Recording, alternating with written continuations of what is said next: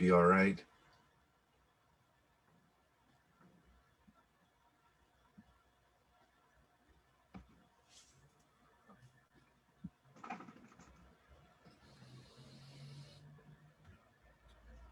All right, it says we're live on here, and let me just double check on Facebook to make sure we're live. There we go. Perfect. We are live. Oops. Very good. All right, we are good to go. Oh, and now my phone's gonna fall. All right, there. All right, welcome to the latest installment of Meet the Artist for the Negro League Baseball Marketplace Card Art Competition. That's a mouthful. And I got it somewhat right this time. Anyways, thanks for everyone for joining and watching. If you're watching live, great. If you're catching up on the podcast, it will come out shortly, and we thank you so much. But tonight we have John Rosselli. Did I get that right? No, not even close. Oh, no. Racanelli. Racanelli, okay. Racanelli, yep. I've been out in Scotland too long, so right there. John, how you doing today? Oh, fantastic. Good to be here. Thanks for having me on. Great. So let's talk a little bit about yourself. So what's your day job? What do you do during the day? I'm a lawyer, and doing card art and so forth has been a really nice creative outlet because I don't get to be creative too much at work, so it's been a lot of fun. So what type of lawyer are you? Mostly insurance defense work, grocery store slip and falls, truck drivers that get in accidents. We do a fair amount of plaintiffs work too. So if there's anybody out there in Chicagoland that needs a lawyer that gets hurt, give me a call. You're the guy. All right. Guy. Yep. Cool. So let's talk about your card art here. How'd you get started? It's kind of funny. I would assume everybody has probably heard of Heavy J and Heavy J Studios. He actually lives in the area here, about 5 minutes away from me. We've been buddies through Chicago, the Society for American Baseball Research. He's part of the Chicago chapter too. So we were over at his house one night. He had made a 1981 Fleer Dave Parker into this like refractor order looking thing. And we all thought it was pretty cool. So he actually made one for me. And I started off kind of pandemic, just cutting up old baseball cards. And I made a big Cubs logo out of hundreds of cut cards. And then I made a couple of the cut cards that Jason does. But then I started kind of experimenting a little more with Photoshop, and I made some, like, I've actually got some here I can show you, like, yeah, absolutely. Here's Andre Dawson in kind of a Japanese looking card. I made a different series, and, you know, here's Michael Jordan in a Japanese looking card, but in a Cubs uniform. And I started making other ones, like here's Satchel Paige in the same one, and Buck O'Neill when he was a Cubs coach and those kinds of things. But my real sweet spot is doing really stupid cards. I call the literal series. Like, here's Dale Murphy, but it's a Smurf, so I call him Dale Smurfy. That's awesome. That's I find really it cool. funny. And there's a guy that pitched for the White Sox in the 1960s. His name is Barry Latman, but I just reversed the letters and Larry Batman. So I just thought that was kind of funny. I don't know. So I just found it kind of a creative outlet, and it's been a lot of fun kind of getting my Photoshop skills sharpened and so forth. So when I was asked to participate in this, I jumped at the chance. It was awesome. Oh, absolutely. Yeah, and that's great. You got to join us there. And Heavy J is a legend. I've known Heavy J since we started doing the first fundraiser there. And yeah. He, I can only imagine hanging out with him is a blast. It's awesome. We actually get together. He and a couple other guys from Chicago Saber get together every month, 2 months or so, and we just open up old packs of baseball cards. A lot of the stuff like you see behind you, the 90 Donruss and 89 Tops and all that stuff, just open them up, talk baseball, eat pizza. It's awesome. It's so much fun.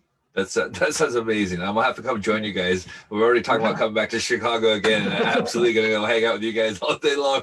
Yeah, anytime. Cool. So you mentioned you guys are part of Saber. Is that where you guys found your mutual love of baseball and take it from there? Yeah, it was funny. Jason showed up. We do in the wintertime just lunches, informal get-togethers, have a couple of drinks and eat some food and just talk baseball. And he came to one and was like, "Hey, I'm Jason." And then all of a sudden, he was everywhere in Saber. Like he's the co-chair of the baseball cards committee, and he's doing presentations with John Thorne. And it was amazing how he just worked himself into it. And he's a fantastic guy, fun guy, and really good to be somebody that I could call my friend. So with Saber, we got into the baseball cards. I contribute to the Saber Baseball Cards Committee blog, and have had a bunch of probably silly articles there. And the Saber stuff is a lot of fun. I've done a couple of biographies for Saber, Bob Dernier from the Cubs, the '84 Cubs, and a guy that pitched in mostly in the 1800s named Gus Weighing. The two of them completely different in terms of what I was able to find out about.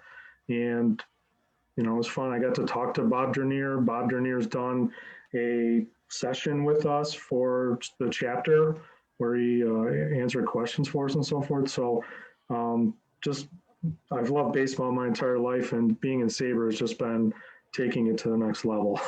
I've had Heavy J and Donna, who's the next guest, is also a member of Saber, and everyone's saying you've got to join Saber, and so it's on the list of things to do. But the UK community is tiny. I think there's like 3 people in it.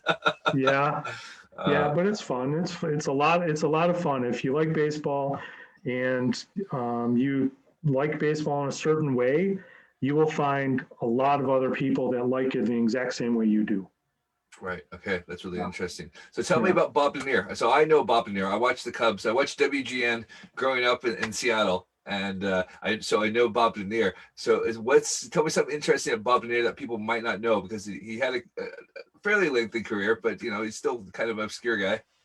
Yeah, I think probably one of my favorite things to find out, if you follow the '84 Cubs, Bob Dernier and Ryan Sandberg, 1 and 2 in the lineup, and Harry Carey started calling them the daily double. You know, Dernier would get on, steal a base, Sandberg would knock him in, and it was so fun to watch that team. Even though the Cubs won the World Series in 2016, the '84 Cubs is still always going to be my absolute favorite ball team of all time. So I go every year to the Cubs convention in Chicago in January. I've been every year since I think '95. And Bob Dernier actually is one of those guys where he's approachable. You'll see him either in the lobby bar or just kind of walk around the hotel, and he's always so nice to everybody. I just kind of thought on a whim. I sent him a letter and just asked if he would be willing to participate in doing the biography, and he called me up one day. I was like, oh my God, I'm talking to Bob Dernier. I can't believe this. This is absolutely amazing. So he was so generous with his time and helped answer all the questions that I had, kind of filled in a bunch of gaps in his career. But the thing I found most surprising is, although most people in Chicago that would know the daily double from Ryan Sandberg and Bob Dernier in 1984, they played together back in 1978, like his first minor league stint, like in Helena, Montana. Sandberg was on the team too, because they were both in the Phillies farm system. Yeah. So that daily double started in 1978 in Montana, well before they came to Chicago in separate deals, but before they were the daily double in Chicago, they were doing that kind of stuff, and they actually shared at that point the left side of the infield. Dernier was a third baseman and Sandberg was a shortstop. So I just thought that was pretty cool to know those details of how far back that connection went. Yeah, that's something I would not have known. That's actually really cool. So 84 Cubs, like I said, what kept you from going to the World Series? Because I'm also a Padre fan, so I know 84 Padres. Well, there's a couple of things. I think, unfortunately, that was the year they used to do the National League Championship Series on alternating years, right? So it didn't matter who had the better record. It was just a matter of what year it was. And the Padres that year got home field advantage. And if you remember at that point, it was only a 5-game series. Right. So the Cubs stormed out to a quick 2-0 lead, and then things kind of fell apart when they went to San Diego. Heavy J is a big Steve Garvey fan from his days as a Dodger. I really am not a Steve Garvey fan in any way, shape, or form. He crushed my dreams. You gave him a lot of abuse about that. He crushed my dreams. And of course, there's also I don't know if it's a substantiated story or not, but somehow some kind of Gatorade or something was spilled on Leon Durham's glove. And he kind of had the Bill Buckner moment before the Bill Buckner moment where the ball, which should have been an easy out, went right under his glove, and the rest is history. So it's disappointing, but at least I've gotten to see a championship in my lifetime. You're doing better than me. Like I said, like I'm a Mariner fan. We haven't even had a winning season since 2001. Yeah, that's rough. So yeah, it's really interesting out here because with people watching baseball here, they have the soccer mentality where you're supposed to win every game, and I have to go look like you're going to exhaust yourself out. Like it is a 162 game season, so you can't live or die by if your team won or not. Right. So, do you have any Cubs in particular your favorite? Going back to the 30s, I'm absolutely obsessed with Hack Wilson. Right. That's part of where I got started was the 49 Leaf. Right. I made a Hack Wilson, and then I brought it all the way up to 82 Donruss, and I made Hack Wilson Diamond King just because. Yep. So he's kind of my old obsession is Hack Wilson, but kind of starting in the 70s when I became a fan and was Dave Kingman, Bill Buckner, obviously the 84 Cubs, Sandberg and Dernier, Keith Moreland, Jody Davis, Leon Durham. I mean, I love that team immensely. And kind of as you grow up a little bit, you get a little bit older and you're like, okay, I'm not quite as a fan because I'm not so little, but Mark Grace, Andre Dawson, the list goes on. I mean, I've just been a giant fan. It's tough to say, at this point, who my favorite would be. Absolutely. Like I said, there's so many iconic Cubs through the years, and I was telling you before the show that I had gone to Chicago for his birthday, and I picked up a jersey, and everyone's like, who are you going to pick? I was like, which Cub do you pick from there? Do I pick Maddox? Do I pick Sandberg, Dawson? But I went with Mark Grace. I think Mark Grace played similar baseball to me, solid with the bat and amazing with the glove. And I was like, you know what? He was my guy. And slow of foot, and I can agree with that. Well, yes, that, and there's of course that wonderful hitting slump story about Mark Grace. Slump busters? Yeah, the slump buster one. Yeah. Mm-hmm. So that's always a great story to tell. So when people ask me about the Mark Grace, they said, oh yeah, he was a great player. And of course the slump buster story is obviously really good. So tell me, did you ever go out and be a bleacher creature? Because I mean, that was back in the 80s. The outfield was pretty wild. Yeah, actually, you know what? The very first game I ever went to my entire life, my Aunt Debbie took me to the home opener, 1978, in the bleachers. Right. And I think a lot of people, the first time you walk into a major league ballpark, you walk out of the concourse and you see the field for the first time and you're just blown away. And that's the same experience that I had. And I'm even, we go to the bleachers as much as possible. And I'm such a nerd. I went on Tuesday night against the Indians just to get back into the crowd, even though I couldn't find anybody to go with me. So it's all good. It felt good to be back with a full capacity crowd.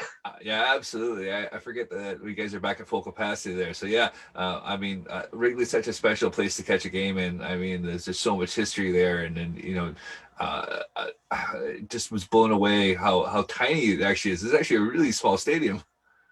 It is. And you go to other ballparks that have the giant parking lots around them and it's just massive, right? And you go to Wrigley Field and you see it on TV and you're like, yeah, those buildings literally are right across the street. And sometimes baseballs literally hit those buildings that are knocked out of that ballpark. So it's crazy.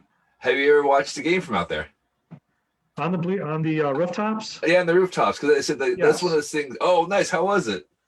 It's interesting. I mean, you get a pretty good view. I'd say there's definitely ballparks that I've been in and paid a ticket to be inside the ballpark, and I've sat further away. So it's good. It's different now. I haven't been up there since the Cubs did the big video screens in Yeah. both left and right field. That view has to be impeded pretty drastically at this point. But we used to go probably more when I was just freshly graduated from college in the mid 90s.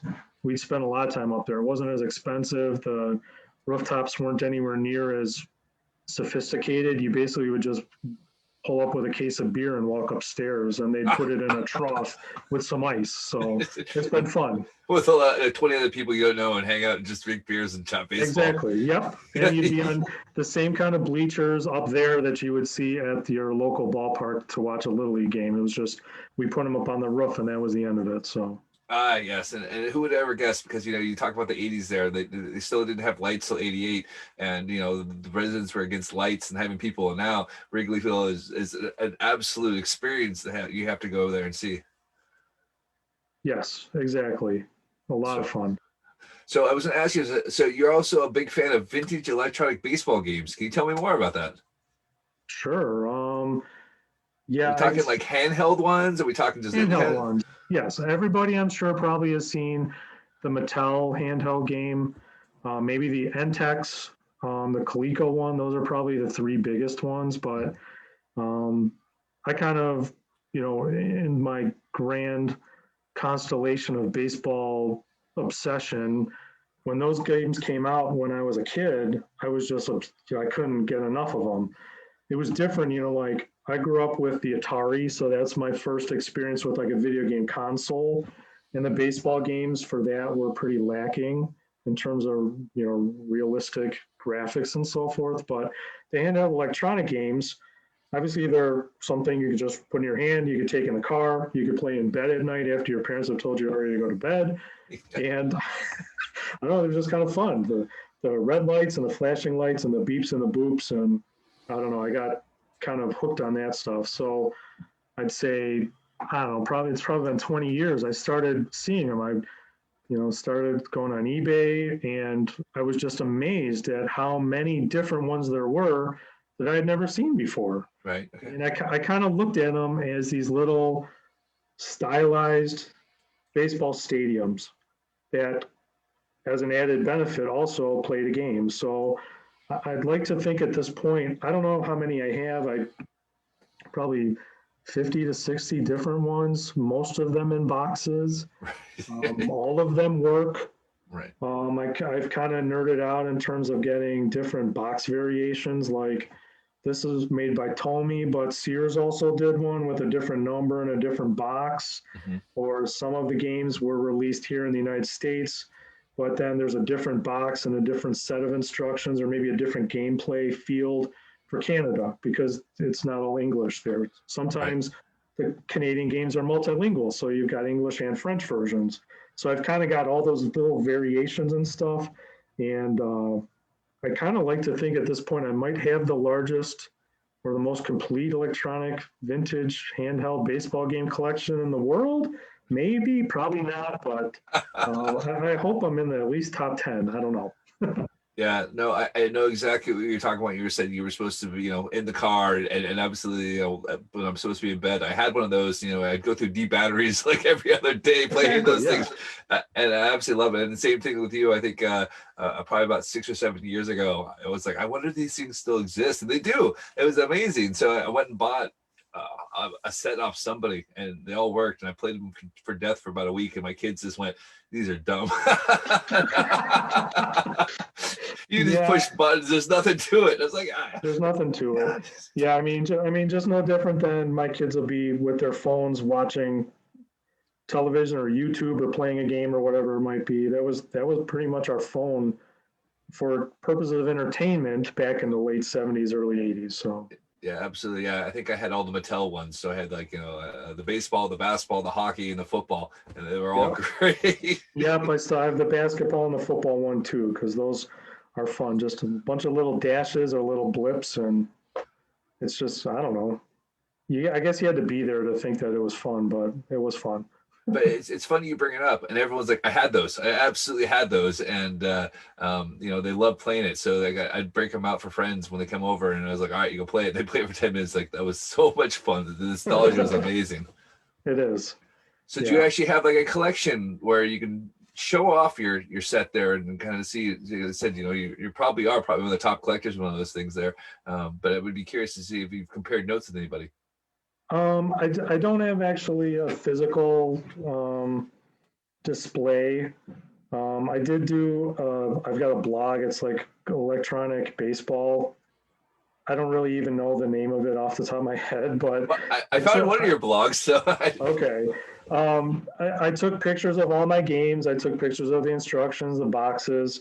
I gave you information on the serial number and what kind of batteries it takes and when it was manufactured. So it's out there. I can't remember. If you look up electronic baseball, I think that might be it. But I've got you down. I found your baseball law reporter website. Oh, it's in. You'll find it in there.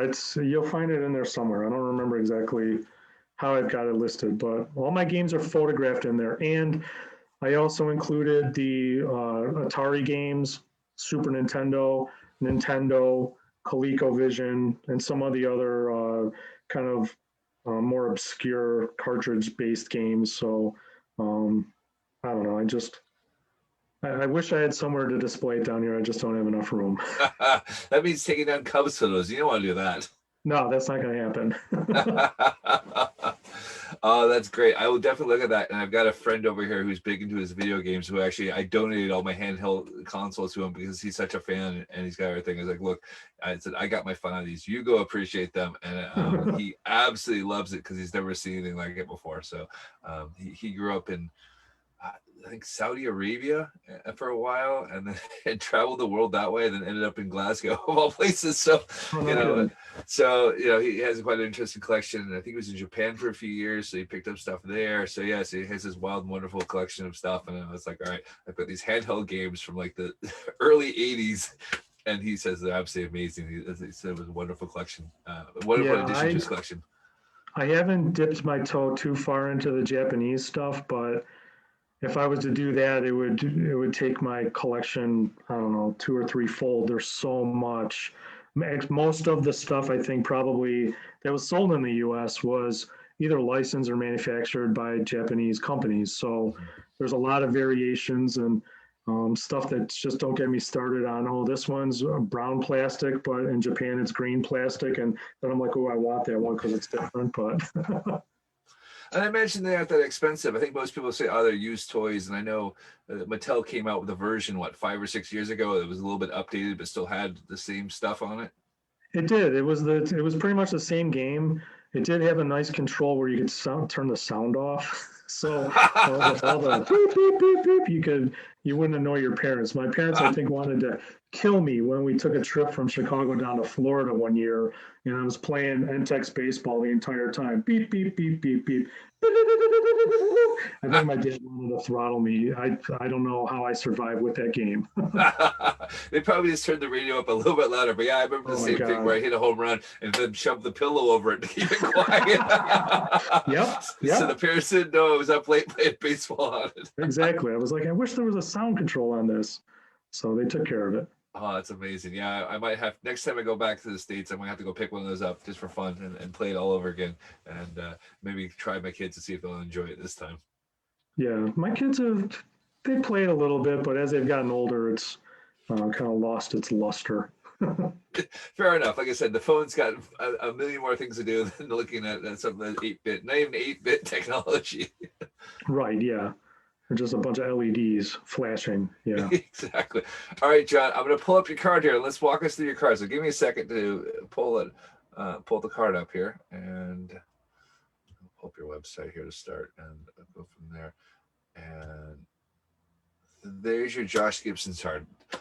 Tell us about your concept that you came up with and why you decided to go with what you did. Yeah, the Sean Gibson and the Josh Gibson Foundation let us use or pick from a number of different photographs. And there was a number of them that I kind of had seen on a few of the Josh Gibson cards or 8x10s or whatever that had been out. And I really liked this picture because he just kind of seems relaxed. If you have seen this on Google or something, you might realize that standing where that bat is kind of to the left, Satchel Paige is in the picture too. So I took part of Satchel Paige out so you don't see him here. Right. And I just kind of like the relaxed stance.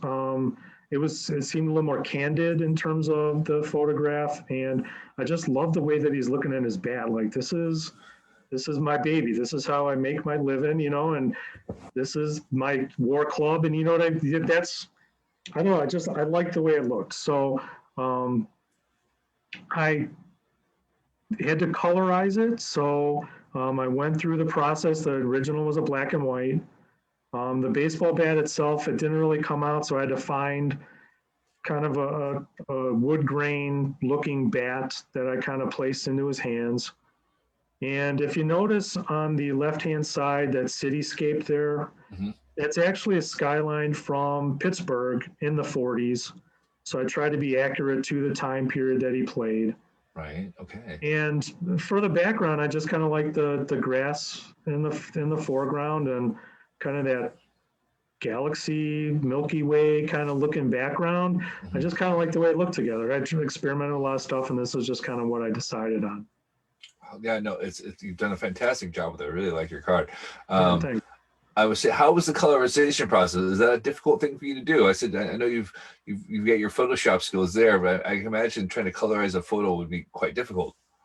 It's really not. It wasn't terrible because the uniform itself is mostly white. So it was really just colorizing the team name across the front and the striping and the buttons and so forth. The hat was pretty easy. And I've taken, like for instance, one of the cards that I've done here is Roberto Clemente in his Montreal Royals uniform from the 40s, or in the 40s style anyway.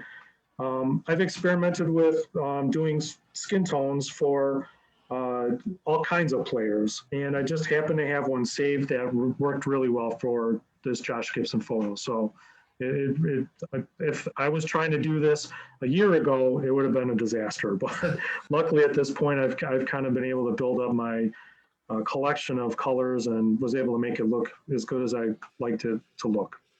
You've done a fantastic job. Like I said, everyone keeps telling me that I need to jump on Photoshop and practice. And I was like, nah, let you guys do. You guys are the experts. I'm probably more comfortable behind a microphone than I am with Photoshop. Yeah, I mean, once you get a hold of a little bit of detail in terms of how to do things, it gets a little bit easier when you start thinking about it in layers. And laying stuff on top of things and hiding things behind other things. I don't know, it becomes a little easier. So, but I love the way that it turned out.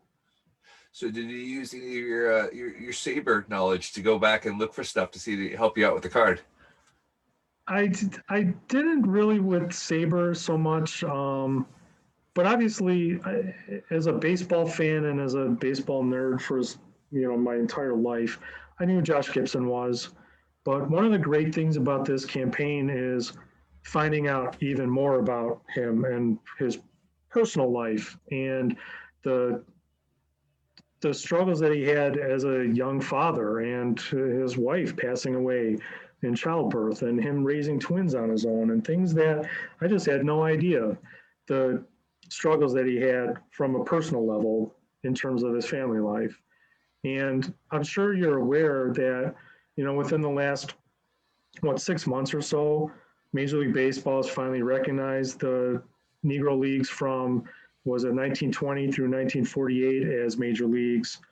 Just in the last week or two, I think Baseball Reference has published all of the statistics that the folks at Seamheads had put together for Negro League players that Josh Gibson is one of them, obviously, but for everybody that played. But then when you look at his age, you're like, holy crap, look at all the black ink. This guy led the league in just about everything every year. So, I mean, it's just gotten from the time that I first started looking into this to now, it's amazing how much more I know about him than I did when I first started. So it's been a fun process. Absolutely. Like I said, Sean Gibson has been so great with his time and to share some more stories that, again, like I didn't realize that I can't imagine being a 20-year-old and trying to raise twins and playing baseball on top of it. So, right, exactly. Yeah. It was just like, wow, I couldn't imagine. At 20 years old, I was barely making it to classes, let alone trying to raise two kids. I know. I couldn't even imagine. Yeah, I still play with handheld electronic baseball games and baseball cards, right? So the fact that I got my kids to this point, I think is a miracle. All right, John, we're going to wrap up the interview here, and I'm going to bring Donna on here. Where can everyone find you, and are you selling your card? Is your card available for sale? It is, and the way that I'm doing it is, if you're interested, please contact me on Twitter. You see my handle there. It's at PHITTER72. I've got 50 of them that have been made. I think 18 or 20 of them are gone at this point. And what I'm asking you do is just go to the Josh Gibson Foundation, donate $10 or more directly to them, and I'll send you a card. If you can afford more than $10, send more than $10. But I've foot the bill for printing the cards and all the shipping and the materials to get them out to you. I'm taking care of. I want every penny possible to go to the Josh Gibson Foundation. Sean and those guys do great work there, and I wanted to help as much as I could. So, yeah, if you see the front of the card, the back of the card, what I've done, I can kind of show it to you. Let me get off this screen share so people can see it there. Yeah, I've handwritten, and I don't know if this is reversed now because. No, it's absolutely fine. You're good. Is it? Okay. So I've handwritten one of my favorite quotes about Josh Gibson, said by Roy Campanella on each one of them, and as you can see, I've just kind of put my tag on it, the year and the numbers here. So each one of them also comes with a certificate of authenticity from the Josh Gibson Foundation, signed by Sean Gibson and myself. And if you can, please donate $10 or more to the foundation, and I'll get them out to you. I'm starting to ship this weekend. Amazing. John, thank you so much for your time. Best of luck in the competition. And I'm absolutely going to catch up with you and Heavy J next time I'm in Chicago. I'm definitely going to go open some cards with you guys, and we can go shoot the shit and have some pizza. Sounds good. Jason, this was fun. Thanks so much. Yeah, no worries, man. I'll talk to you later, John. All right, take care. All right, I'll bring Donna on here.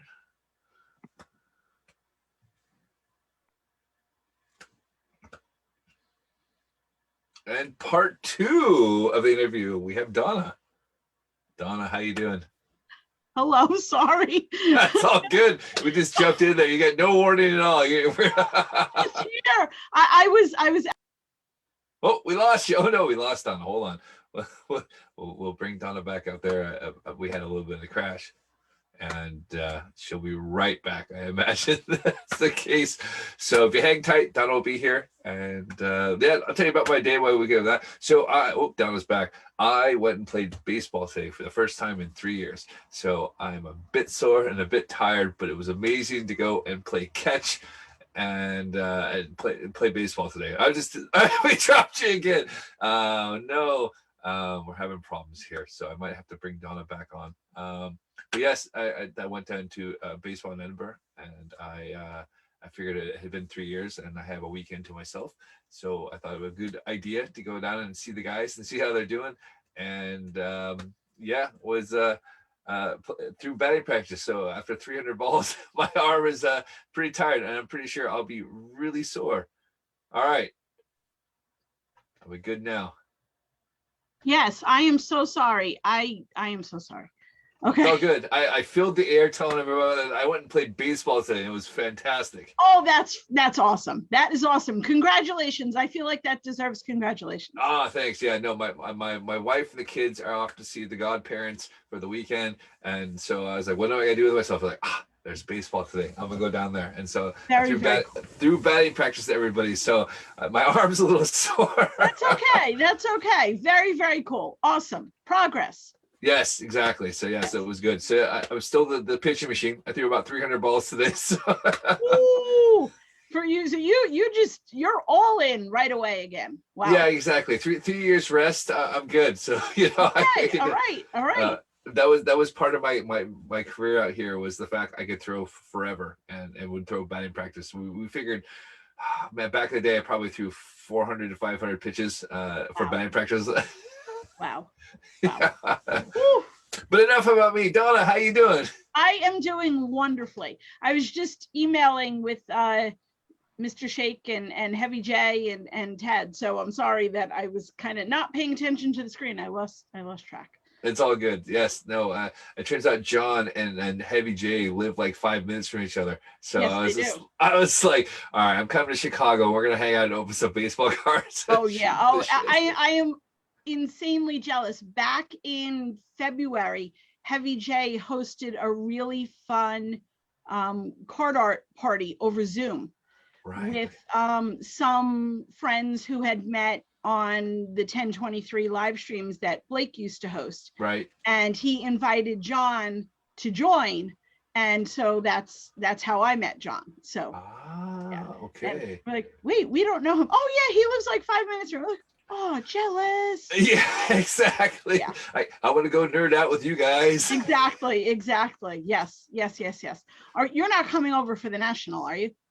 No, I really want to. We're gonna maybe next year. So we're trying to plan it so we can go as a kind of 40th birthday present for a friend of ours, because we did Chicago for my 40th, and he's like, well, mine's coming up. I was like, okay, but we're trying to do it next year's at Atlantic City. Atlantic City, yes.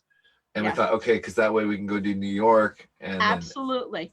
Yeah, and I'm not going to Chicago. I'm not going to the National this year, but Atlantic City is the southern tip of my state. So yes. I am hoping to be there. And if you guys are going to do the New York thing, I'd love to, show you guys around some places. So we'll talk separately about that. We'll talk about all we'll spend 2 hours talking exactly. We're here to talk about JG20 MVP. Yes. No, it's just funny. It's same thing. So I had Todd Radom on my show the other day. And I was like, jealous again. Exactly. And so I was sitting there going to my friends, like, I've got Todd Radom on. They're like, who? Like, oh, all right. So you just show them a couple of pictures and then they'll go, oh. That's exactly. I said, all right, you don't know who he is, but all right, he's done the Brewers, he's done the Nationals, he's done the current Angels, Nationals, and and you talked to him. I said, yeah, I got an hour's time. It was amazing. And then he was going to go chat with Ice Cube afterwards. So it's insane. So I saw him post that and I said, wow, he went from Jason to Ice Cube. That's pretty cool. Yeah. How did you spend your day? Well, yeah. Yeah, and he remembered me when he was in Edinburgh, because when he was here, he was posting pictures. So I was sending him like, "Oh, go here, try this." And he's like, "Oh, you're that guy in Edinburgh." Like, yeah, that was me. Very cool. Very cool. So I was absolutely chuffed about that. So yeah, fantastic. But yeah, I was so pleased. But they're like, "Who?" I'm like, I know you guys don't know who this guy is. Yeah. Well, I can. Well, not that I met him at the moment or yesterday, because obviously he's no longer with us. But I got to attend the first day of issue ceremony yesterday for the new Yogi Berra stamp. Oh, I saw that. That was pretty cool. That was a lot of fun. And obviously the Berra family was there, and I got to speak to Larry Doby Jr. again afterwards. I had met him for the first time at the Hinchliff groundbreaking back in February, and we got to talk for a bit. So I saw him yesterday, and we spoke again. I had they've started the renovations on the ballpark for the restoration, and I went down most recently last Thursday to take a look. So he's, oh, what's going on? I haven't been back yet. So we got to talk about that, that was pretty cool. That was pretty cool. And then absolutely. And did you get to talk to Lindsay and kind of go, I'm in the card art competition. You're a judge. I spoke to Lindsay for a couple of minutes. I spoke to Larry Jr. for a couple of minutes. They remember me from when I used to volunteer and then had a short stint working there. So it was very nice to see a bunch of old friends who I haven't seen in a while. And the weather was spectacular. And just to be able to celebrate the legacy of Yogi any day, anytime you get to do that is fantastic. So. And then, of course, you talked about Project 70 and how they're doing him a disservice. Oh, no, I did not want to ruin the day for the Barra family. So I did not bring that up. I did not. So I know better. But I did stick my head back inside the museum. The event was outside, which was wonderful because, it's just safer that way. And plus it was such a beautiful day that it's where it should be. Yogi played under a beautiful blue sky, not his whole career, but you get my point. Yep. So to be inside, it was nice to do it the way they did it, but they had the museum open for everybody for the day. And the Discover Greatness event, that's the traveling exhibit from the Negro Leagues Baseball Museum, is still there. Oh, wow. So it was kind of nice to just go in and say hello. It was very crowded inside, so I did not stay in, but I went in and I knew that there was a picture of Josh Gibson hanging on a kind of what would be the equivalent of an end cap, so like an end wall. And I went over and I, kind of paid my respects, said hello, said, I made a piece of art for you, and went on my merry way. So. You didn't want to take one of your cards and kind of just sneak it up there? And it would, that would have been kind of interesting to do, but, I should have brought, if I had thought about it, I would have planned ahead. And the piece that you see behind me that I made for the competition is a 1-of-1. So, but I could have done something and kind of done what seems to be becoming a trend in the US is a lot of the card artists, or a few so far, are hiding cards in ballparks. Yes, I saw that. Mr. Shank apparently started that. Yes. So at City Field, yes, it was at City Field. Mm-hmm. And I know Heavy J has done it since. And I saw somebody else did it just the other day, I believe also at City Field. And my apologies, I can't remember who it was. But I could have done that at the Yogi Berra Museum and hidden Negro Leagues or Hinslow Stadium cards around. And yeah. Okay. Next time. I can go back. I mean, it's 15 minutes from my house. I can go back. There you go. Yeah, you just have to drop those hints there, or you can just go to the Yankee game and do that. Yeah, I would like to do that, but I'm not quite there yet. Right. I'm not quite there yet. So soon, maybe. We'll see. Maybe. Yeah, it was John said he went to a Cubs game earlier this week and it was at full capacity. I was like, all right, yeah, I forget things are at full capacity still. Yeah. And I haven't paid that much attention because things have just been really busy in a good way lately. So I've had the game on the TV, but I'm kind of multitasking and not looking. But I've heard some comments that even though Yankee Stadium is at full capacity, the stands have not been full once yet. Right. Okay. So, to be fair, when you're charging $10,000 a ticket, well, that's exactly. It's exactly what I said to my brother. I said, people have been, 16 months without baseball, without being in a ballpark. And now, I would suspect that some people are going to be suffering from sticker shock. Yeah. So, you know what? I didn't do it for 16 months. I watched from home. I survived. They're not going to get my money now. Yeah, absolutely. I do think baseball has priced itself out for the general fan. I mean, I used to love going to Mariners games for $2. And it was great. It's like, I know it was like, late 80s, early 90s, and the Mariners were a terrible team. But you know what? It cost just as much to get the bus fare down there as it did there. Yeah. I mean, I'm sure that once I start going back to games again, I will be spending a lot more time at the minor league parks around here than at Yankee Stadium. Between the cost of the tickets, I mean, and don't get me wrong, I love my Yankees, but between the cost of tickets, the toll to go over the bridge, the $40 to park the car. From Jersey to Yankee Stadium, you can do public transportation, but it's not exactly very convenient. Right. And, I've been at the ballpark for certain games with people who have had to leave the game because it went extra innings or whatever. And they were going to miss the last train. I'm not spending the kind of money I'm spending on a ticket and then, oh, sorry, I have to leave before the game's over. So I've got a great story about that, about a friend leaving the game. He takes the ferry across from Seattle to where he lives. And it was Felix Hernandez no-hitter. And he'd gotten free tickets, so he was 7 rows behind home plate because he had known they had. I can't remember what they had sold the tickets to someone with the Mariners, and as a bonus, the realtor gave the guy the tickets there. So he had, not only was it no hitter, he had 7 rows behind home plate, and he's like, "I've got to go because I have to catch my last ferry." He was like, it's the 6th inning, and I could probably stay maybe another half inning, but I have to go. And I was like, don't do it. Don't do it. Stick around for it. Right. You figure out some other way home, something, sleep in the ballpark overnight. Yeah, exactly. That was I was saying. It's like somebody will hold you up. You can get a cheap hostel for a night. Right, it's not going to matter. Exactly. Yeah. Something. Oh, geez. Oh, that's a heartbreaker of a story. Yeah, that was it. And so I gave him a hard time about that one. I was like, look, these things don't happen. You got to stick around. He's like, I couldn't. I had to get the last ferry home. No. I mean, you got the tickets for free. Buy a hotel room for the night. So, you know what? His office is down the road. Like, worst case scenario, he could have slept in his office. Oh, geez. Okay. All right. Well, hopefully, I think those things are once in a lifetime opportunities, but hey, you never know. Exactly. Yes, so, exactly. Here's to him having another chance at seeing a perfect game. Not gonna happen, but it's no, all right. I know, but hey, all right, we can hope. Positive vibes. Okay. Positive vibes. All right. So I know you well, Donna. Why don't you tell us what your day job is? Let's go and talk about you. Okay. Well, right now my day job is my photography, and that's it. I left my full-time position last August.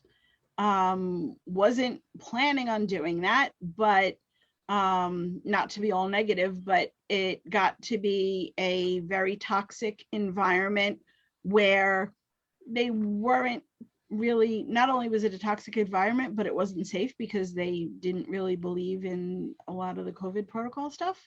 Right. And sorry.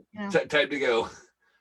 So I left at the end of August, and now I am doing, which I had been doing before as well, some computer consulting work, helping people and small businesses with their home computers. I'm doing most of that remotely right now, or, okay, I'll come to your door, take your computer, fix it, and bring it back to you kind of thing. And I'm, spending more time with my photography, my art, and now developing, card art pieces. So that's what my life is, right? I mean, that's all my life is. That's what you're working on at the moment. That's what I'm working on. Computers and art. That's what I'm doing. So have you figured out how to remote log into people's computers and then lock it and charge them $1,000? Oh, wouldn't that be interesting? Yes, I plant the ransomware. Right. I don't get rid of it. I plant it. Oh no, not my thing. Not my thing at all. So that's what I've got going on, and we'll see what the future holds. If I can, I would love to be a full-time artist, but we'll see. You never know. Like I said, and how's the photography business going?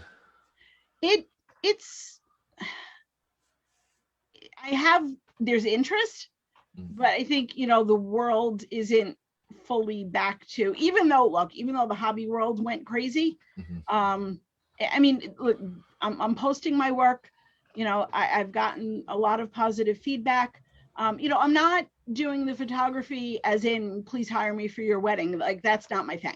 My thing is, nature, wildlife, landscapes. So, pieces of art that, I really like that. I'd like to have that hanging on my wall. Right. Kind of thing. So I have sold a little bit. There is some interest. I'm hoping that once things start to really open up again, that I can do some, local, not street fairs, but, art, art exhibits, and I had done one a number of years ago just for fun. I certainly didn't have the time. I was working 70-hour week and commuting 2 hours each way every day, and I was like, oh no, there's an art show, I'm gonna do it. And I did, but and I sold a lot and it was fantastic, but I was like, I can't, I don't have time to do this. So I kind of, it was still a hobby, and I would take the camera out when I could, always to a ball game. And, if I got to go to a park or on vacation or whatever, it was fantastic. But I just didn't have the time to devote to that. And so now, earlier this year, somebody had asked me, actually Heavy J on that Zoom, he asked everybody as the icebreaker to go around the room and talk about what was one of your goals for this year. I think he asked everybody to name a hobby goal and a non-hobby goal. And I was still working at that point and had no intention of leaving. But my non-hobby goal was to spend more time on my photography. And lo and behold, I'm spending more time on my photography. So yeah, so I can't say I'm displeased, and will, look, artists don't become popular overnight, and they call people starving artists for a reason. So so I'm just, I'm getting my work out there, trying to make a bit of a name for myself, or at least have people like my stuff, and hopefully it'll get to the point where they say, hey, I want that hanging on my wall. Absolutely. And I imagine it's a way to go and travel and see your state and other states, to go and go, all right, you know what, I'm gonna go out and shoot photos over here and spend the day that way, and really kind of see probably more of it than you normally would get to see. Yes. I mean, I've always tried to work 3 things into my vacations. 2 are a lot easier than others. I've always tried to work in baseball, and some sort of, a zoo, just because they're fun. I mean, look, I should say they're fun because that sounds disrespectful to the animals. I understand that whole side of it as well. But there are photographic opportunities there, and opportunities to educate through the photography and learn as well. So there is that side of it. And then some sort of, park, preferably a national park, but again, not always easy to do. Like when I went to Denver, I went up to Rocky Mountain National Park, but I only had a day to spare. So I had to do the drive up and back from Denver the same day. Next time I go, I'm going to stay and just do the national park.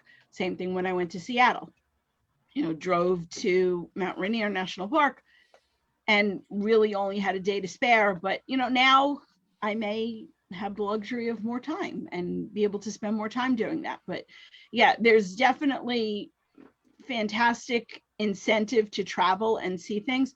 But I will say that in this pandemic time, there are so many things in my home state that I discovered that I didn't know existed before.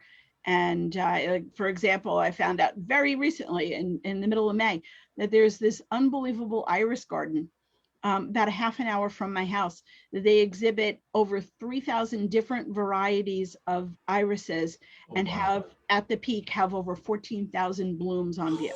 Oh, wow. Yeah. Right. Yeah. I mean, how far away that you wouldn't have known about? I went to my photo lab to pick up some prints for card art, and she said, oh, what are you up to today? And I said, oh, I'm going to go hit some gardens in Montclair. And she said, oh, you're going to see the irises? And I said, oh, well, I said, I'm going here and here. I said, do they have a nice iris display? She said, no, there's a whole dedicated iris garden. I said, what? So, I added it on for the day and then went back another day because there was just that much to see. Wow. So who knew? Well, you guys are the Garden State, so you got to live with that reputation. Absolutely. And then there's the whole, there's the whole shore thing, and New York City skyline, Statue of Liberty, all those things are viewable without leaving my state. Yeah. So you got a few places to go, is what you're saying. Just a few. And, and I've never been, this is crazy because, grew up in Brooklyn. and now I'm in northern New Jersey. I've never been to the Statue of Liberty. Oh, right. Yeah. I got plaques there from my great grandparents who came over, to Ellis Island. I've never seen them in person. I need to get to the Statue of Liberty. Yeah. You know what? We have the same thing here where Edinburgh Castle is literally like right on the doorstep here. People are like, you know what? I went as like an elementary school kid because everyone goes, and that's it. That's the only reason. Yeah. Mm-hmm. So, yeah. And, when people come, I mean, when you guys, if you make it here next summer, which I hope you do, it'll be interesting to see what's on your list of these are the things we want to see, and how many of them I'll be like, yeah, skip that. Let's do this instead. I mean, look, whatever you want to do is totally cool. I mean, it's all amazing, awesome stuff. But, it's like Times Square is on everybody's, oh, yeah, I did. And I'm like, yeah, Times Square has turned into a bunch of costumed crazies begging you for money and chasing you to take a picture. Let's go to the Village instead. Oh, okay. So, I think I'll have to go try all the bagel shops in Brooklyn. Ice cream places. Between bagels, pizza, Italian pork stores. Okay, that sounded really Brooklyn. But yeah, I mean, there's actually a phenomenal pizzeria, probably one of the best, and this is a very debatable thing in New York. So Brooklynites, New Yorkers, don't shoot me when I say this, but there's a place called L&B Spumoni Gardens in Brooklyn that has some of the best. It's square, it's Sicilian slices. It's not, the round pie that they cut into triangles, but it's some of my absolute favorite pizza in the 5 boroughs. And it is about 10 minutes away from the Brooklyn Cyclones ballpark. So you can do a 2-for-1. 2-for-1, absolutely. Yeah, I imagine everything we do will be baseball centric. That's okay. What's close enough to the Yankee Stadium? Yeah. I mean, you got Yankee Stadium, you've got City Fields, you've got, Staten Island's gone, but you've got, the ballpark's still there. They're just not playing there right now. You've got, the Brooklyn Cyclones. You've got the Somerset Patriots, which are not terribly far. I mean, it's probably about 45 minutes from me, and if traffic cooperates, I'm about 25 minutes from Yankee Stadium. But New York, you never know. Traffic may cooperate, it may not. I can go to a Yankee game sometimes and be home, car parked before post game ends. Right. And there are other times where it may take me 2 hours to get home. So you never know. We've got my buddy Matt's watching the show there, and he said he loves Edinburgh, and he's got to think about the hog roast sandwiches he got there. Oh. Yeah, they roast a whole hog and they put it out in the window, and then they slice it up and serve it on a roll there. And that sounds interesting. It is amazing because you either get with barbecue sauce or applesauce, and I've had that quite a few times. Interesting. Now, in Chinatown in New York City, as I'm sure is true in Chinatowns, everywhere you can go and you'll see the whole pigs and the whole ducks and the whole chickens hanging in the window already cooked, and you go in and they slice off for you, and some of that's really good. I think it would be a foodie adventure if anything. I think my buddy Graham is a big Anthony Bourdain fan, so I'm sure. Okay. So he'll be like, "Oh, we gotta go to these places here and here," like that. So I imagine he'd be the one that chooses the food, and we try to see as many baseball games as we can. So and the ballparks have gotten so interesting too with the food choices. Yes. It's not just buy a hot dog anymore, although at Yankee Stadium hot dog's like $15. I know, a beer's like $24. It's out of control. It really is. But there's some at City Field, there's some, there's some decent food at Yankee Stadium, but it's just obnoxiously expensive. There's some decent food at City Fields as well. Trenton Thunder have a nice menu. Right. That's another, I don't know, that ballpark is all weird this year with what's going on down there, so I don't know. Have you need to hook up with James Fiorentino. He's got the Yankee tickets. Oh. Yeah. Wait. He has. James is the watercolor artist. He's no, I know who he is. He's in Topps Gallery. Yeah. Yeah. Yeah. Yeah. He has all the connections there. He does all the Yankee stuff. Him and Maz Adams do have all the connections. To James in particular, because he was like, Hi, you gotta come. James. Because he's like, you come over. I said, I'll put you in touch with my Yankee contacts, and we'll get you all hooked up. I was like, I'm not gonna say no. You don't say no to that. Yeah. Yeah. No, but I wonder who Josh Trout has connections with. Not many. I talked to Josh. Yeah. No, Josh is a good guy. Josh is, yeah. I have a good time talking with Josh there, but no, James works with like David Cohn for his golfing charity. Does he really? Yeah, so he's like, oh yeah, like I do every That's year. right. He's like, I have a spiel because again, they're like, hi, I'm James Fiorentino, I'm a watercolor artist. I'll be your person you write on the golf course. That's so funny. That's funny. I have a funny David Cohn story if you want. We got plenty of time. Like I said, you're the last guest tonight. We can go as late as we want to go. So okay, cool. So summer 2019, I had to think for a sec because it's like we've lost time and it gets we've lost 2 years. So summer 2019, I went to Old Timers Day at Yankee Stadium, as I do almost every year. I've only missed 3 in my lifetime. Well, 3 since I was 2.5. I've only missed 3 Old Timers Days at Yankee Stadium, all with very good reason. So was there last year, and as I always do, I'm usually first online at one of the gates and then beeline down to the right field wall, A, for pictures, B, you never know who might want to come over and talk or sign a baseball or whatever. So every year, like Brian Doyle, every year, I mean, sometimes he's there before we even make it all the way down the steps. He's standing there waiting just to talk to the fans, and he'll run the entire right field wall from the low point all the way out to the foul pole, and he'll talk to everybody, sign, take pictures, reminisce. It's wonderful. So I was there with my brother and a friend of mine, and David Cohn and Paul O'Neill and Jesse Barfield. I don't remember who else were all shagging fly balls in right. And Coney decides that he's going to come over and sign. But he started at the higher part of the wall, and we were maybe 6 people from the end of where the crowd was, where the netting started. And he's signing, he's getting closer, and he keeps looking down at the dugout, and because it's getting closer to start of ceremonies. And he's like 2 people away. I'm like, he's gonna sign. And he signed the person next to me. He skipped the 3 of us and signed for the rest of the people and walked away. And we were like, I mean, and it's not like it was all kids and us. Right. It was a mix. And okay. I don't know what we did, but okay. So a couple of months after that, he was doing an appearance at the Optimum store. Optimum is one of the cable TV phone providers here. And they have an actual storefront in one of the malls over here. Right. Why? I don't know, but okay.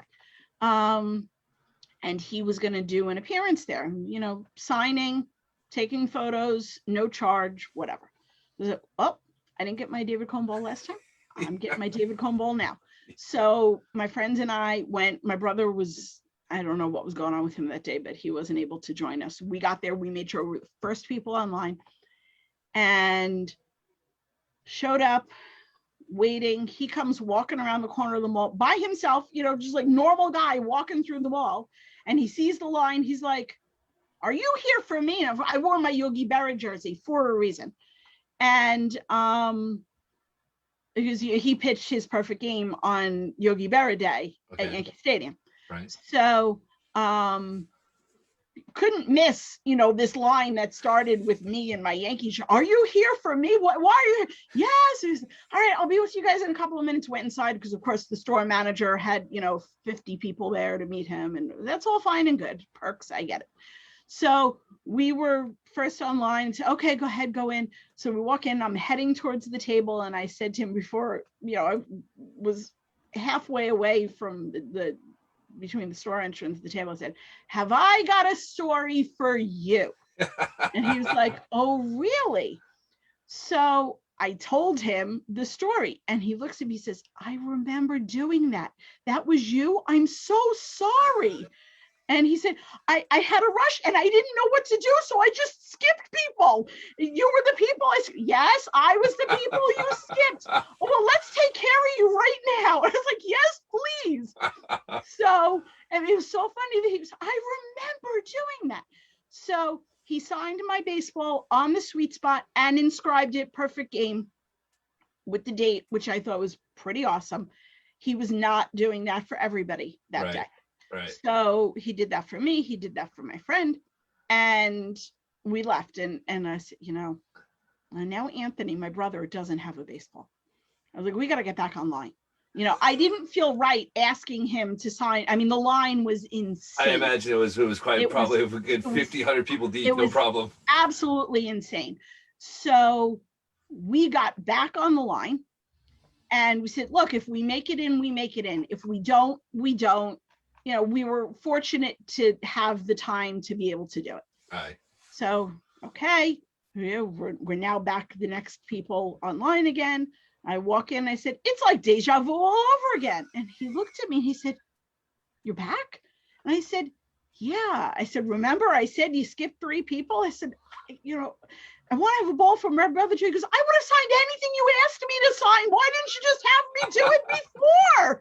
He's like, after what I did to you. And I said, you had this whole line. I wasn't going to take up your time. I mean, because we really did spend a good amount of time with him. We talked about his book. We talked about Jim Bouton's book. I mean, it wasn't rushed in any way, shape, or form. Right. I wasn't going to, you know, like shove another baseball. Yeah, you're just like peeling cards off. Can you sign this? Can you sign this? Right, exactly. So he's like, I would have signed anything you wanted. So I said, well, in that case, he signed the other ball for me. Right, no, but then they had given out. I went with 2 baseballs to get signed. That was all I brought.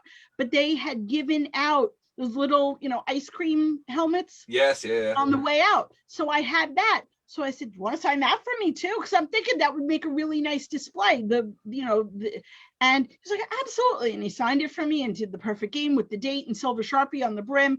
And he's like, you sure you good? And, you know, I'll sign whatever you want. I'm like, oh, good, really good. Thank you. That's amazing. So, I mean, he could not have been nicer. Really could not have been nicer. So that's my David Cohn story. And I bet if I ever have the opportunity to see him again and I tell him the story, he'll be, I remember that. Yeah, exactly. I mean, how can you not, right? I was like, swear, I'm not stalking you. I feel badly for my brother. That's amazing. Yeah. So that was a fun one. Yeah. You'll have that. You'll have to get James Fiorentino to get you on the charity golf league. Oh, hey, I used to volunteer for the Yogi golf outing, so I have experience with such things. Yeah. Well, see, there you go. You got to talk to James because James is just in New Jersey as well. Is he? Yeah. Oh, yeah. Like I don't know where he's at. I will look up after the show there because he was just inducted to the New Jersey Baseball Hall of Fame. Was he really? Yeah. Where is that? Not the New Jersey Hall of Fame, the New Jersey Baseball Hall of Fame. That was the New Jersey like high school one because that's pretty cool. I was giving him a hard time because I said, you know, like it'll be you and Mike Trout, who's gonna be more famous all over again. Yeah. And well, Al Leiter too, and maybe the way his son is pitching, his son may make it there someday too, right? Yeah, I didn't realize he was. We got a guy out here who's playing for the GB under 23 team, and he's a big fan of Vandy. And he says about so he's telling me all about it. I was like, I said, you know, I wish I was your age, where I had the time to watch all this stuff. Yeah, I mean, I haven't had time to watch a lot of it, but you know, I try and read up on it a little bit. And yeah, I mean, I've been an Al Leiter fan, you know, since he came up, you know, with the Yankees, and I'll give you a funny Al Leiter story. Okay, you tell your story, then I got a question for you about Al Leiter.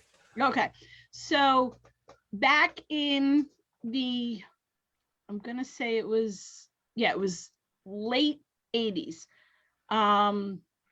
probably 87, 88. They, you know, their card shows were a dime a dozen around here, and it wasn't just a card show, it was a card show and so is appearing, you know, to sign. And, people would sign for $5. I mean, and not just, people like Al Leiter, who, had a couple of year career at that point, but people like Whitey Ford. I mean, you get Whitey Ford to sign a baseball for $10. It was ridiculous. So he was signing at a show somewhere in the vicinity of down the shore, kind of, in the vicinity of where he grew up, where he lived. And that was really close to where some relatives of ours lived. Right. And let's just say that there are relatives that I was not terribly fond of. But my family decided, well, if we're going to be down there anyway, so they were going to do those two things together. And I said, well, you know what? I'm not going to go.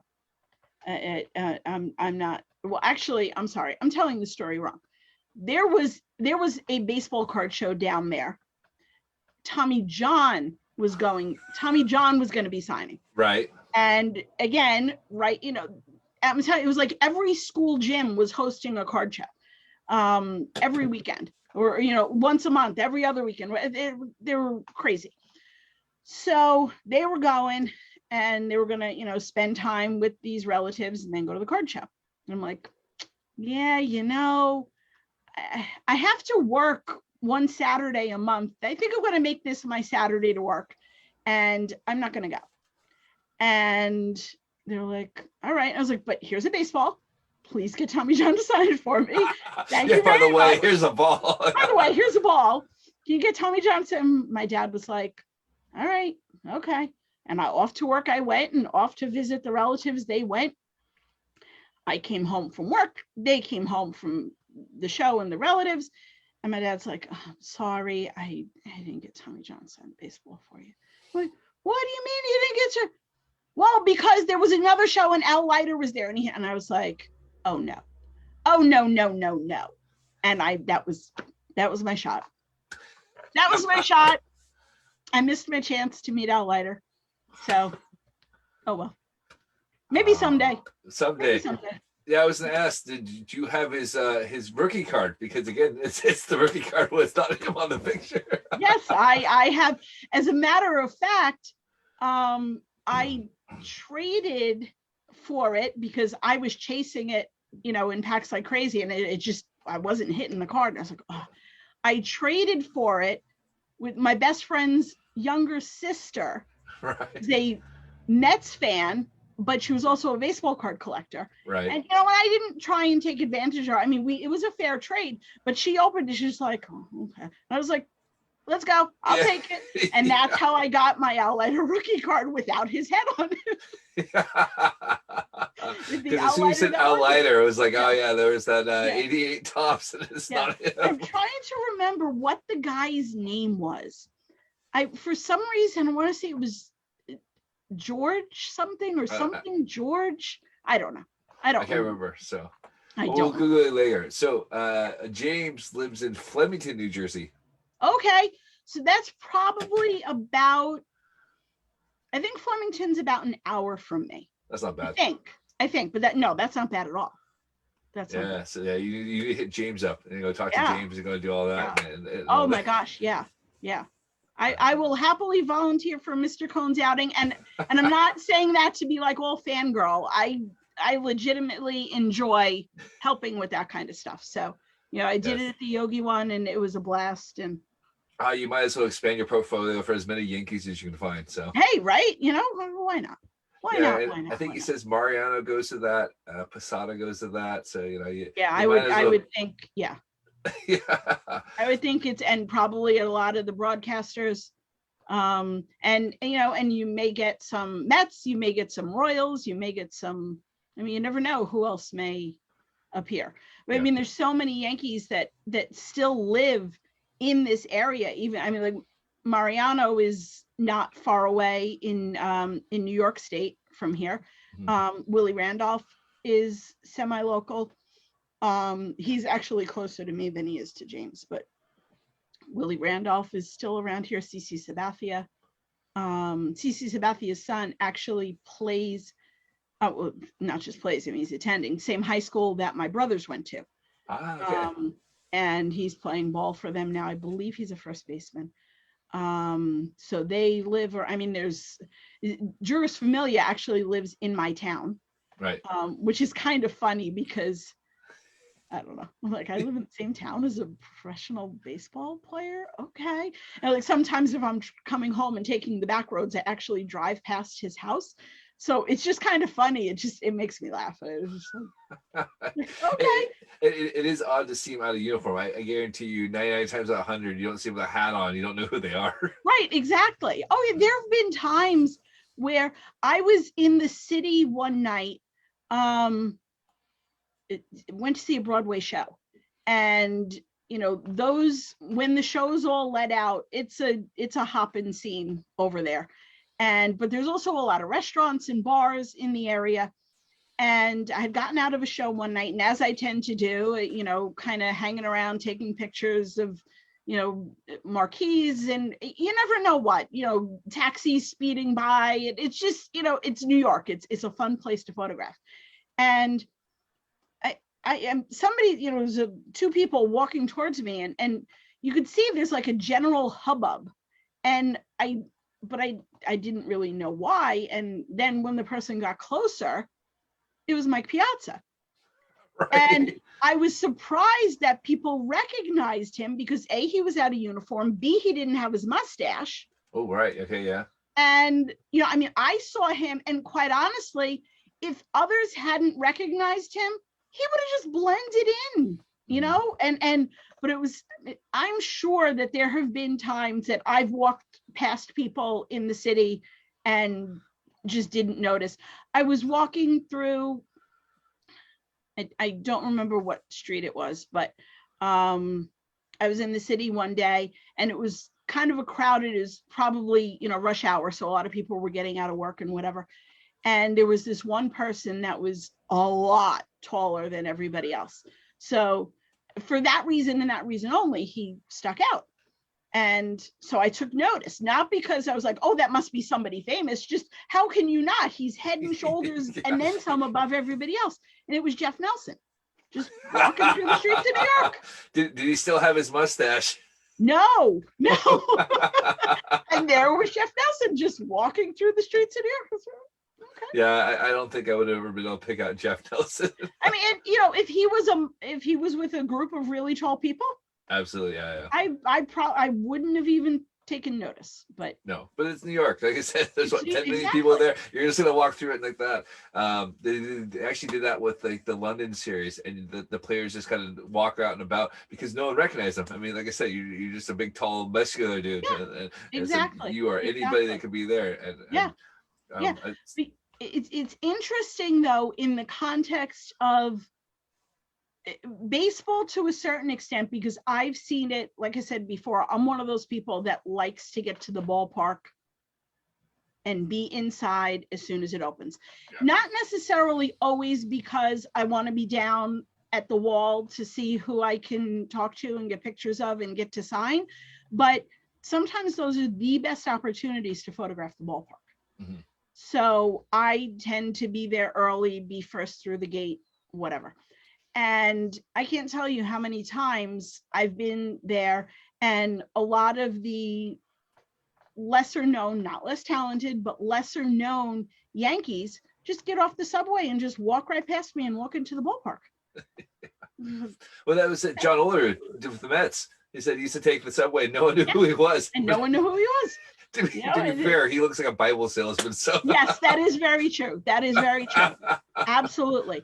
And, you know, and then in the context of Broadway, I've seen, you know, pretty big names just come out the stage door after the show and just walk off down the street. Mm-hmm. And people don't, I mean, and it's not like they're, you know, wearing sunglasses and a hat and trying to hide who they are. They just go off on their merry way. And, and Matthew Broderick hit me with his bicycle once. He was coming out from a show that he was doing, and I was walking past. The alley was dark. I didn't see him. He didn't see me, and boom. Okay. And I was like, wait, you're Matthew Broderick. Yes, I am. I'm Ferris Bueller. Yes, I am. I was like, okay. So So yeah, it weird. You never know. You just never know. Absolutely, yeah. I had that experience with Edgar Martinez when I used to work in the grocery stores, and I'd go out and chase the carps and bring it back in, and there was just somebody, with his back turned to me, and I was like, "Okay, can I, help you out?" Blah blah blah. And he turns around and I look, and I'm like, and Yeah. he's like, "Uh-huh." He's Uh-huh. like, all right, yeah, okay, well, I'll see you later. Because Wow. one of those things is like, you are who you are. And, Right. But yeah, I was just not expecting to see, Edgar Martinez bagging his groceries and put him in his car. Yeah, right, exactly. It's really cool to see things like that because, I mean, they're people. Yeah. And going back to the Yogi thing, he was one of the most humble, normal, unpretentious people that I have ever met in my life. And when you think about 10 rings, right? I mean, the list just goes on and on and on. If he can be like that, why can't all these other guys be like that? Different era. Different era. Different. Yes, you're right. You're right. But wouldn't they like to have what Yogi had? Wouldn't they love 10 rings? So it's. I think. Okay. I'm not gonna get on a soapbox. We'll talk about it. But you know what? This is a chance to talk about another great catcher. Let's talk about your Josh Gibson card. Yes. Let's talk about Josh. Yes. All right. Okay. Let me bring it up on the screen here, and you can walk us through your card here. Cool. And I would say you can't see it, but Tony Gwynn's up here. Oh yes, I do see it. I see it. I do. I haven't forgot about it. I was going to make sure we knew about it right there. So I'm going to spend my weekend reorganizing everything so I can display everyone's artwork better. So Cool. Okay, so this is my Josh Gibson card created for the JG20 MVP campaign, which is an effort, a grassroots effort by the art portion is a grassroots effort by a number of artists whose experience ranges from creating art for a couple of months to being professional artists licensed by Topps, a la Josh Trout. And I went with my card art, not just this piece, but my card art in general. The basis for my art is my photography. So the photos that you see as the background for my pieces are original photos. My stuff I've captured with my lens. It's not stuff that I'm pulling down off the internet using somebody else's work. These are original photos that I've taken. And a lot of times what I will use in my card art pieces is I will match a photo of a stadium with an image of a player. So the player images that are cut and that appear on my cards are taken from Allen and Ginter baseball cards. Allen and Ginter cards are some of my favorites, and I think that they complement photos very well. So sometimes I'll use a stadium, sometimes I will use a photo that I've taken of a player, but I'm not old enough to have seen Josh Gibson play, and Josh Gibson's home ballparks are no longer standing. So I didn't have that option for Josh. So I started thinking about, well, how are we going to do this? What makes sense? What's a logical pairing? And I do have some photos of the Josh Gibson statue that is at the Negro Leagues Baseball Museum already in my portfolio, but it just didn't send the message that I wanted to send. Yes, he's deserving of those statues. Yes, he's deserving of all the accolades, but how do we tell the Josh Gibson story with more than just a statue? So I said, well, he was a catcher. His offensive and defensive prowess were almost second to none.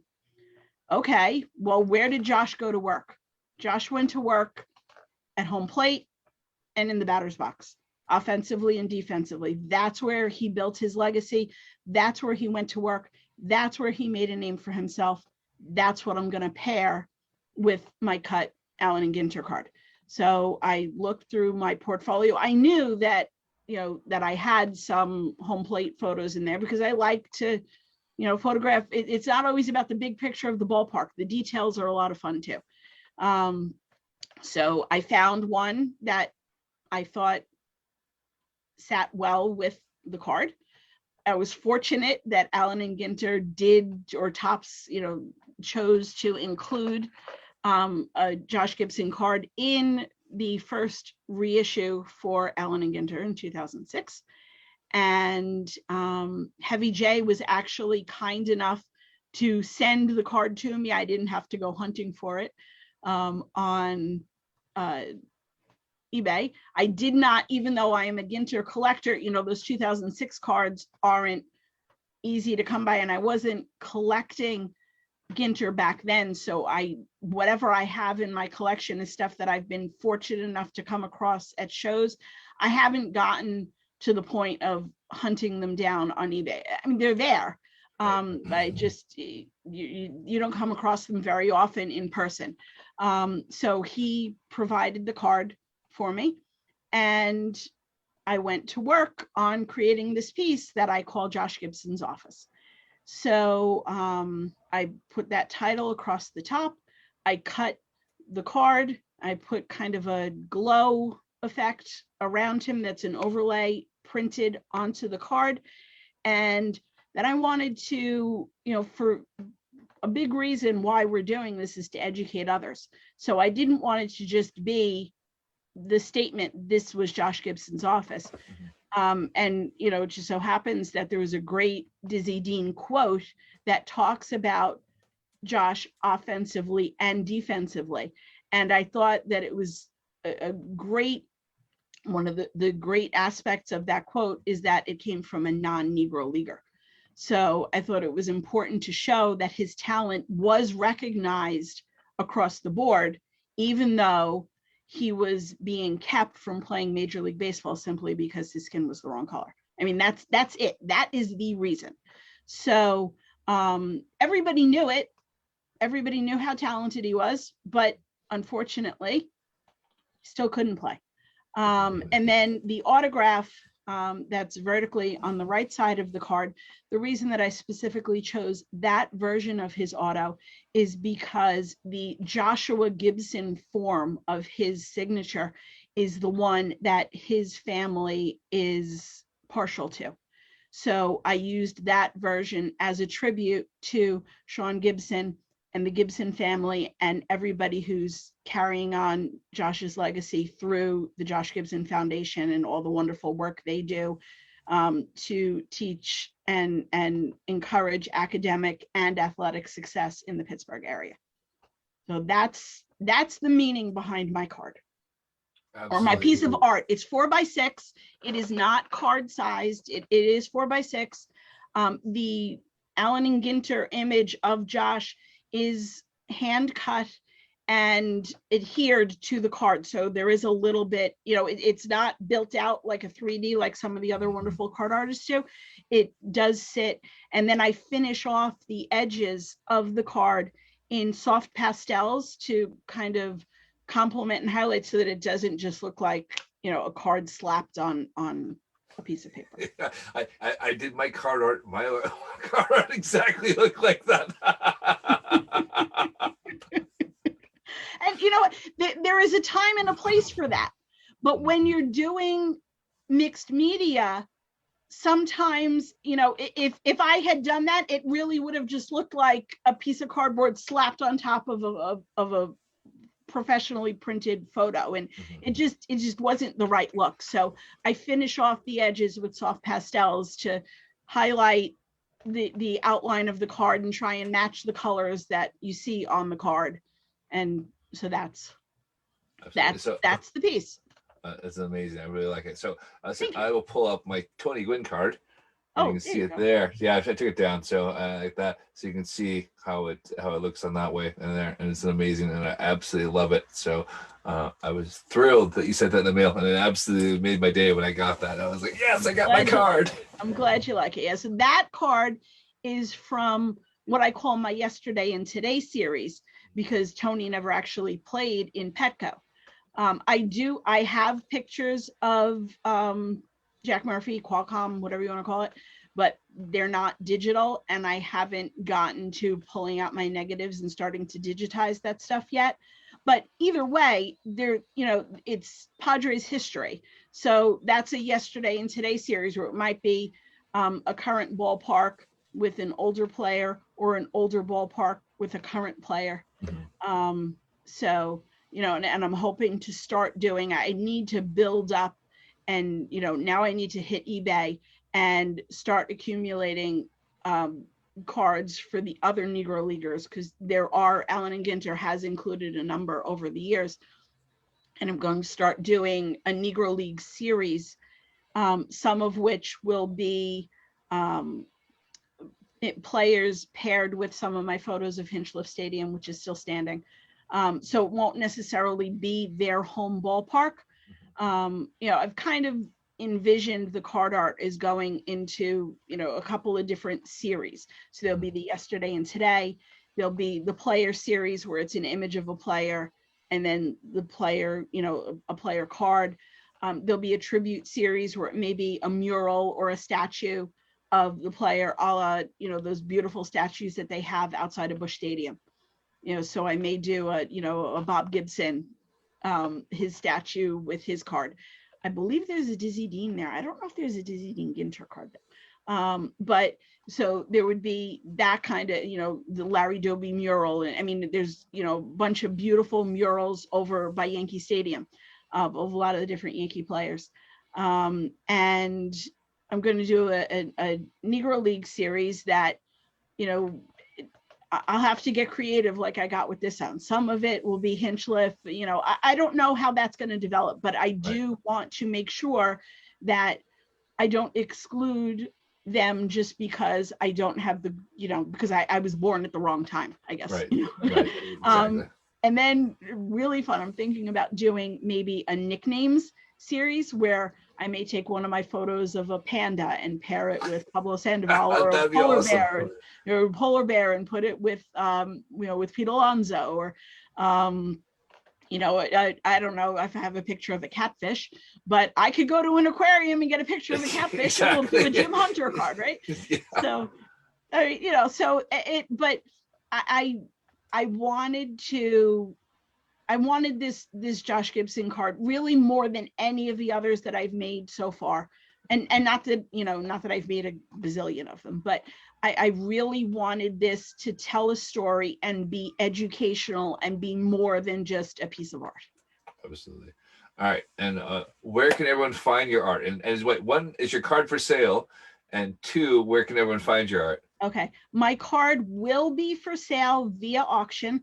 I don't know when the auction is going to drop yet. I'm waiting to get my certificate of authenticity back from the from NLBMart, and it's been approved, but I haven't actually gotten the physical certificate of authenticity signed by Sean Gibson back yet. So once I have that, I will decide upon a date for my auction to start. It'll be running on Twitter. I don't know all the details yet, but it'll be there, and I will tweet the heck out of it, and I will, I will put it up on my Instagram as well. Good segue to where you can find me. My Twitter and Instagram handles are the same. It's The Lens of Donna M. And my email, same, The Lens of Donna M @gmail.com. If you, have any questions about anything, that I mentioned today, if you're interested in my photography, if you're interested in my art, if you just want to talk baseball, if you're coming to New York and want to visit, whatever the case may be, I'm, if you want to talk about, NLBMart, if you're interested in getting involved, if you want to talk Saber, all these things that I absolutely adore and am passionate about, I'd love to chat. Brilliant. Donna, thank you so much for coming on the show. Hang around for a bit. We'll go into the live stream and we'll continue this conversation cool. for a while. So Okay. brilliant. Hey, thanks everyone. We had quite a few people tune into the show. So we had a few comments on that and I tried to incorporate them as much as I could. So brilliant, guys. Thanks for tuning in. We always appreciate all your support for watching this, and we'll hopefully have us out on podcast soon. All right, guys. Everyone have a good night. Good night. Oops, it's gonna, of course, it's going there and stop.